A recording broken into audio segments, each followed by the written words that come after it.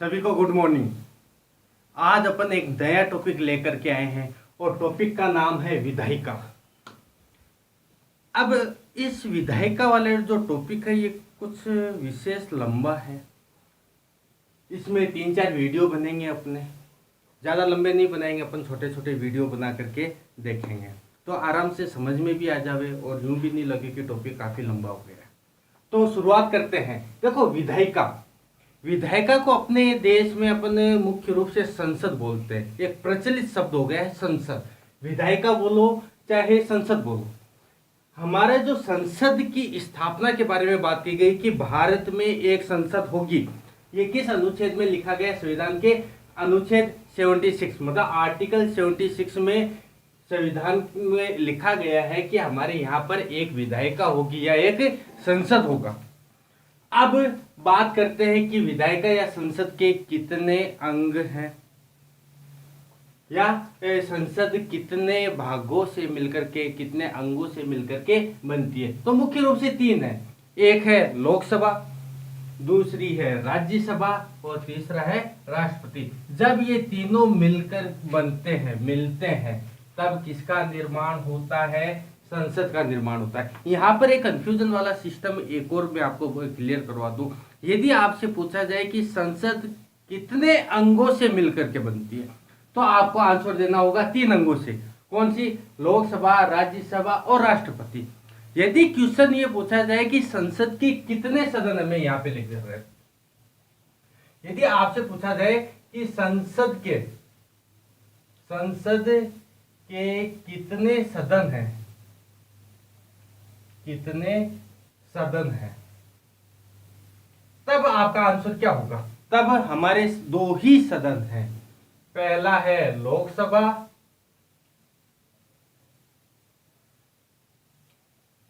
और दूसरा है राज्यसभा। इस बात को थोड़ा सा याद रखना। यदि पूछा जाए अंग तो 3 अंगों से मिलकर के बनती है और सदन पूछा जाए लोकसभा और राज्यसभा। अब देखो, हमने जो हमारी जो संसद रखी है, जो विधायिका रखी है, वो द्विसदनात्मक विधायिका है। सदन बात हो गई, द्विसदनात्मक मतलब 2 सदन की। तो आखिर क्या कारण है कि हमने द्विसदनात्मक विधायिका को स्वीकार किया है? हम एक सदनात्मक विधायिका भी तो रख सकते थे। तो इसके कुछ कारण हैं, जो कारण मैंने यहाँ पे लिख रखे हैं। अब इनको विस्तार से अपन समझेंगे कि इसलिए, तब आपके समझ में आएगा कि अच्छा इसलिए अपने यहाँ पर द्विसदनात्मक विधायिका है। एक लोकसभा है और दूसरी राज्यसभा है। दोनों के अपने कार्य हैं। क्या कारण है कि लोकसभा के होते हुए राज्यसभा को भी रखा गया है? तो देखते हैं। पहला पॉइंट है अपना, समाज के सभी वर्गों और क्षेत्रों को समुचित प्रतिनिधित्व मिल सके। देखो ये बात है कि समुचित क्षेत्रों को, यहाँ पर सभी वर्ग, यहाँ पर मैं थोड़ा सा हाईलाइट कर रहा हूँ, सभी वर्ग और सभी जो क्षेत्र हैं उनको समुचित प्रतिनिधित्व मिल सके। अब ये क्या है, क्या हुआ था, इसको समझने के लिए अपन थोड़ा सा पीछे चलेंगे। जब हमारे संविधान निर्माण का कार्य शुरू होने की बात थी, तब वो सोचा था कि किस प्रकार से कौन व्यक्ति होंगे, क्या पूरे भारत में सम्मिलित करने के लिए किन किन क्षेत्रों से विद्वानों को बुलाया जाएगा और संविधान सभा में उनको सदस्यता दी जाएगी। उस समय डिसाइड किया गया था कि इतने व्यक्ति हैं वो क्षेत्रों से होंगे, इतने केंद्र शासित प्रदेशों से होंगे और इतने अपने रियासतों से होंगे। अब ये जो संख्या है, जो इसकी डिटेल है, उसके लिए एक अलग से वीडियो बनाना पड़ेगा, वो अपन अलग से बना लेंगे, वो उसमें क्लियर कर लेंगे। अपन अभी इसी को शुरुआत करते हैं। तो उस समय हमने क्या किया था, हर 10 लाख के ऊपर एक सदस्य को नियुक्त किया था। मतलब 10 लाख व्यक्तियों के समूह के ऊपर एक सांसद को या एक संविधान सभा के सदस्य को हमने नियुक्त किया था। उस समय की बात है। तो मतलब कहने का अर्थ है कि सभी वर्ग, चाहे वो जाति, धर्म, लिंग के आधार पर सभी का समर्थन करने वाले हो, उसके अलावा सभी क्षेत्र, ऐसा कोई क्षेत्र छूटना नहीं चाहिए, सभी क्षेत्रों के प्रतिनिधि उसमें शामिल हो।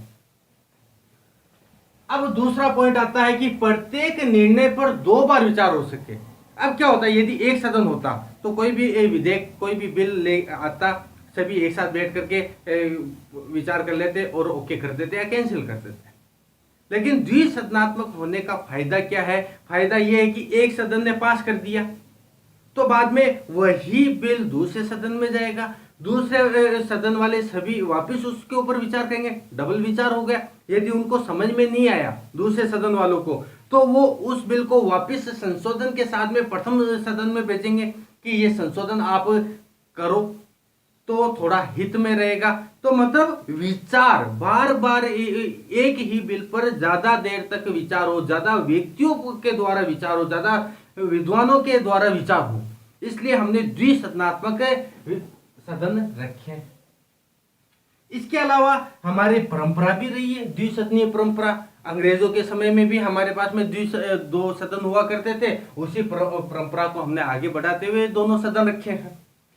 अगला पॉइंट है, दूसरा सदन पहले सदन की निरंकुशता को रोकता है। ये सबसे महत्वपूर्ण पॉइंट है इसमें कि दूसरा सदन है पहले सदन की निरंकुशता।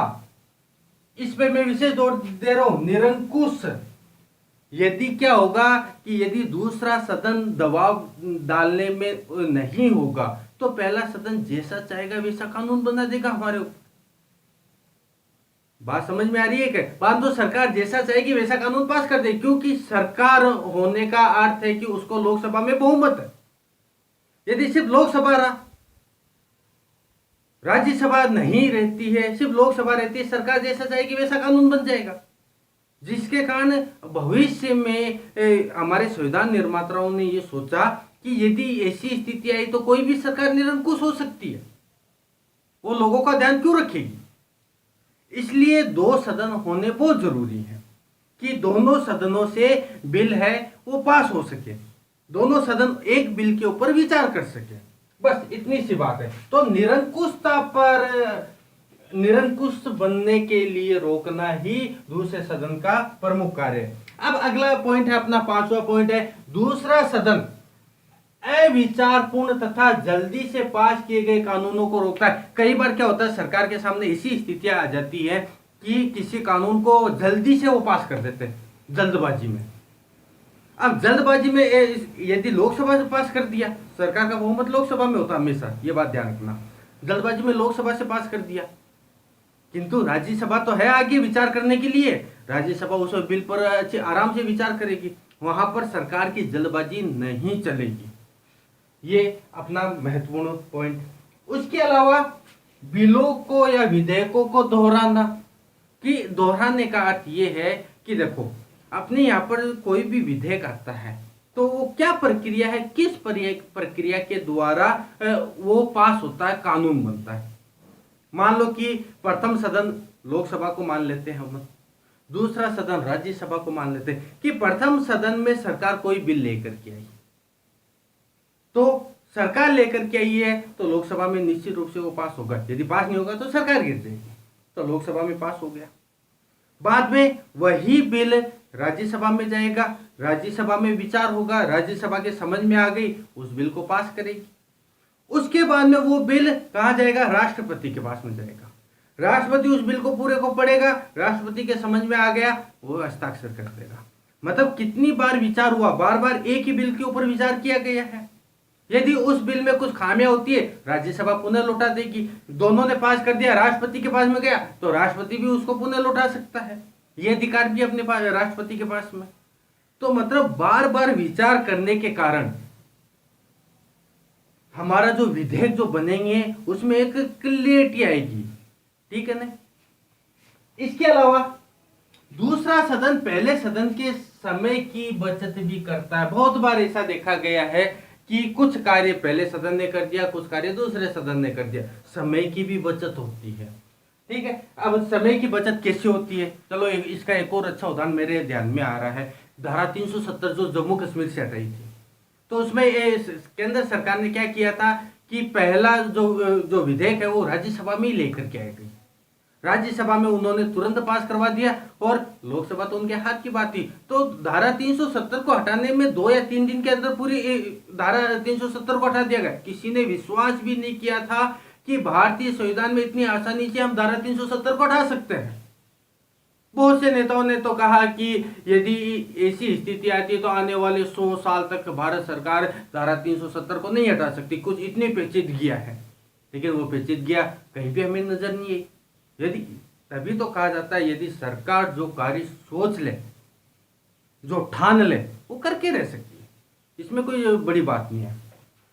अगला आता है कि दूसरा सदन संघात्मक राज्यों के लिए भी जरूरी है। संघात्मक राज्य मतलब केंद्र शासित प्रदेश, एक सिंपल भाषा में अपन बात कर रहे हैं। केंद्र शासित प्रदेशों के लिए भी जरूरी होता है दूसरा सदन, ठीक है। संघात्मक मतलब हमारे संविधान में स्पष्ट रूप से अनुच्छेद 1 में लिखा गया है। क्या लिखा हुआ है कि भारत है वो जो संघ है वो राज्यों के समूह से बना। अनुच्छेद 1 में ये लिखा गया है कि राज्यों का ये संघ है जिससे को क्या बना है, भारत बना। राज्य चाह करके भी इस संघ से अलग नहीं हो सकता। तो ये स्पष्ट है कि दूसरा सदन है वो संघों के लिए है। जहां तक मेरे समझ में आया है कि विधायिका जैसा टॉपिक आपके कुछ समझ में आया है। हाँ, ये टॉपिक खत्म नहीं हुआ है। इसके बाद में अपन बात करेंगे लोकसभा के बारे में, राज्यसभा के बारे में डिटेल से बात करेंगे कि लोकसभा में कितने सदस्य होने चाहिए, कितने होते हैं, अधिकतम संख्या कितनी है, वर्तमान में कितने हैं, और लोकसभा का कार्यकाल क्या है, उसके क्या क्या कार्य हैं। बाद में राज्यसभा को लेंगे कि राज्यसभा में अधिकतम कितने सदस्य हो सकते हैं, वर्तमान में कितने कितने सदस्यों को राष्ट्रपति मनोनीत करता है, और उसका कार्यकाल कैसा होता है, और उनका कार्यकाल क्या, राज्यसभा कभी भंग होती है नहीं होती है, लोकसभा कितने सालों के बाद में भंग होती है, ये पूरी डिटेल नेक्स्ट जो अपना वीडियो होगा उसमें विस्तार पूर्वक पढ़ेंगे और सबसे आसान तरीके से पढ़ेंगे, जो आपके समझने में कहीं कोई दिक्कत नहीं आएगी। मेरे हिसाब से आपको ये टॉपिक समझ में आया होगा। आज के लिए हम यहीं पे समापन करते हैं। यदि वीडियो अच्छा लगे तो लाइक कर देना, शेयर कर देना, और ये बेल आइकन है इसको ओके कर देना। धन्यवाद।